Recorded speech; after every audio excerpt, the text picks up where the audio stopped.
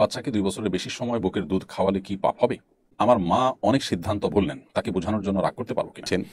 বাচ্চাকে 2 বছরের বেশি সময় বুকের দুধ খাওয়ালে কি পাপ হবে?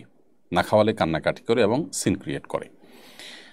বাচ্চাকে 2 বছর আমরা দুধ পান করাতে পারবো, আমাদের মায়েরা দুধ পান করাতে পারবেন।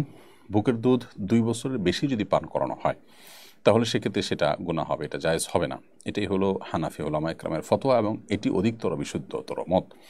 কারণ আল্লাহ রাব্বুল আলামিন বলেছেন, ওয়াল ওয়ালিদাতু ইউরদি'না আওলাদাহুন্না হাওলাইনি কামিলাইনি লিমান আরাদা আন ইউতিম্মার রাদাআ।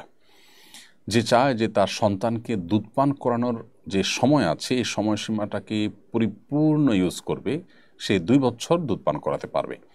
অর্থাৎ সেই মা তার সন্তানকে 2 বছর দুধ পান করাতে পারবেন যিনি তার সন্তানকে দুধ পান করানোর পরিপূর্ণ সময়টাতেই দুধ পান করাতে চান। এই আয়াত থেকে করে পরিষ্কার বোঝা যায় যে দুধ পান করার পরিপূর্ণ টাইম হলো 2 বছর, এরপর আর তিনি দুধ পান করাতে পারবেন না।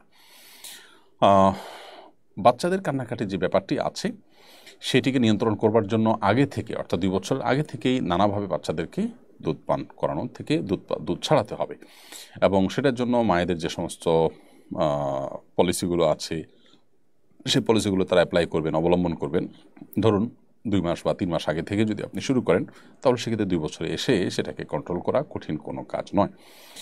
আর এর বাইরে হাম্বলি উলামা ইকরামের ফতোয়া রয়েছে এখানে ভিন্নতর। তারা মনে করেন যে 2 বছরের পরেও যতদিন ইচ্ছা ততদিন মা বাচ্চাকে দুধ খাওয়াতে পারেন, যতদিন ইচ্ছা ততদিনের কথা তারা বলেন, এমনকি বড় হওয়ার পরও দুধ পান করাতে পারবেন, এমন একটি মত হাম্বলি উলামা ইকরামের রয়েছে। সৌদি আরবের বর্তমান উলামা ইকরাম তারা এই মতটি পোষণ করে থাকেন। কিন্তু প্রথম উক্ত মত যেটি হানাফি উলামা ইকরামের মত, সেটি অধিকতর দলীয় দিক থেকে বিশুদ্ধ এবং শক্তিশালী। অতএব 2 বছরের মধ্যে বাচ্চাকে দুধ পান করানো শেষ করতে হবে। নবী সাল্লাল্লাহু আলাইহি ওয়াসাল্লাম হাদিসে রয়েছে, লা রাদাআ ইল্লা ফি হাওলাইন, 2 বছরের পর কোনো দুধ পান করানো চলবে না। তো এই সমস্ত আয়াত এবং হাদিসের আলোকেই 2 বছরের মধ্যেই দুধ পান করানো সমাপ্ত করতে হবে। মোহাম্মদ তুহিন লিখেছেন, আমার মা অনেক সিদ্ধান্ত বললেন, তাকে বোঝানোর জন্য রাগ করতে পারবো কিনা?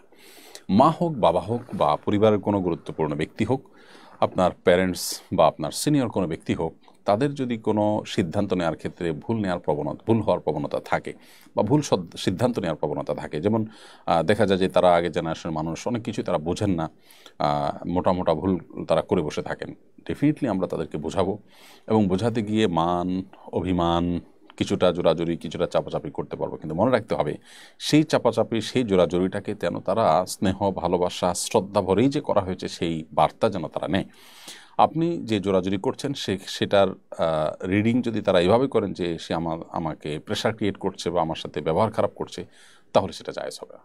অর্থাৎ আপনি তাকে আপনার যে আবদারের জায়গাটা সেখান থেকে আপনি রাগ করতে পারেন, সেখান থেকে আপনি জোরাজুরি করতে পারেন, কিন্তু রাগটা যদি এমনভাবে হয় যে তার মনে কষ্ট হবে, মনে কষ্ট হচ্ছে, তাহলে সেভাবে আপনি রাগ করতে পারবেন না। এমনকি তিনি ভুল সিদ্ধান্ত নিলেও আপনি এটা করতে পারবেন না। আপনি তাকে বোঝাবেন, থামাবেন, নিজে না পারলে অন্য কাউকে সেখানে আপনি ইনভলভ করাবেন, কিন্তু কোনো অবস্থাতে বাবা মার সাথে আচরণ খারাপ করে আপনি তাদেরকে বোঝাবার চেষ্টা করতে পারবেন না। যদি আপনি সেটা করেন তাহলে সেক্ষেত্রে সওয়াবের পরিবর্তে কিন্তু উল্টা গুনাহ হবে। বিধায় এই বিষয়টিকে আমাদের খুব গুরুত্বের সাথে দেখতে হবে। বাবা মা এর বিষয়টা এতটাই গুরুত্বপূর্ণ এবং এতটাই সেন্সিটিভ যে সেখানে যদি তারা কোনো রকম ভুল বোঝেন তাহলে সেক্ষেত্রে আপনার সওয়াবের পরিবর্তে তাদেরকে যে ভালো করতে যাচ্ছেন সেখানে সওয়াবের পরিবর্তে আরও গুনাহ হতে পারে।